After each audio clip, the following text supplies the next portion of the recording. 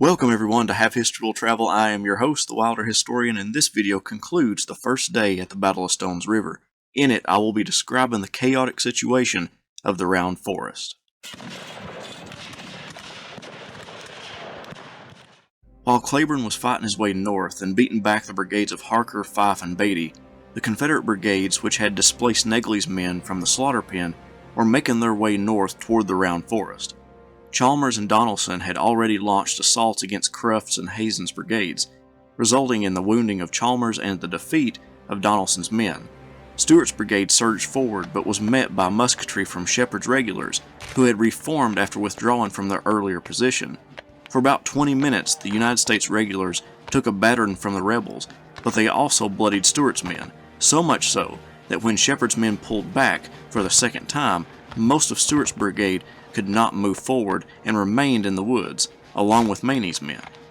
But the 8th and 38th Tennessee from Donelson's brigade, along with the 19th Tennessee, pursued the Federals and engaged them in the open terrain. The bloodletting was enormous for both sides, and the 8th, by the end of the fighting, would suffer 68% casualties. Of the 440 men who went into battle, 41 were dead and 260 were wounded. To their credit, none were missing.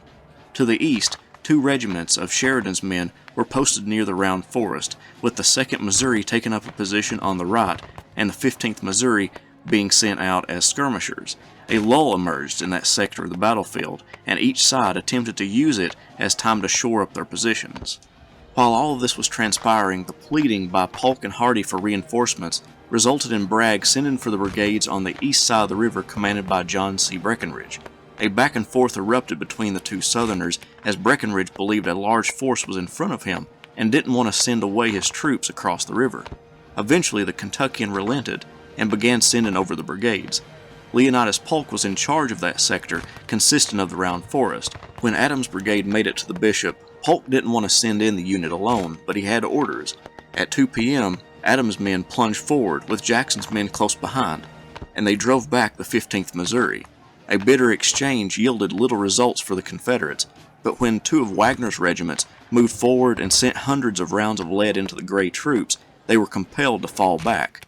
But that was not all the bloodshed in the quest for the Round Forest. Jackson had witnessed the failed attempt by Adams, but followed orders and advanced toward the forest. A Union soldier described the horrible scene. On they came in steady column, notwithstanding the murderous fire. We could see their men falling like leaves, but the broken ranks were filled, and they held their ground with a heroism worthy of a better cause. At last they had to yield, but they retired in good order, leaving their dead on the field.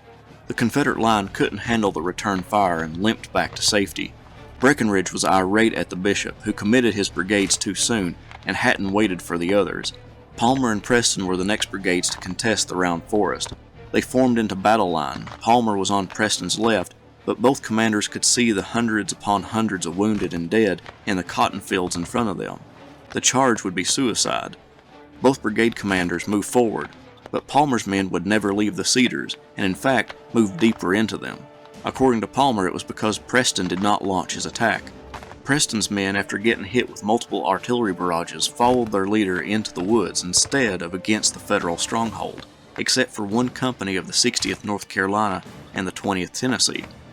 Both of them pushed on toward the Union line and got to within 100 yards before Hazen's men let loose a volley, and they ran to a patch of woods skirting the river.